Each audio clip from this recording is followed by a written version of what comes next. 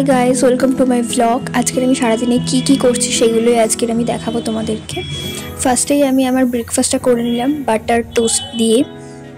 আর butter টোস্টের আমার এই পার্টটা স্পেশালি এই পার্টটা আমার খুব ভাল লাগে খেতে।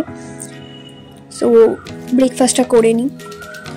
দেন করে নেওয়ার পরে আমার একটা গল্পের বই পড়ার ছিল, সেই গল্পের বইটা পড়ছিলাম, সেটাকে চান টান করে তারপরে লাঞ্চ নিয়ে বসে গেছি। লাঞ্চে যে খুবই সিম্পল মেনু ছিল, ডাল, আলু ভাজা, ভাত।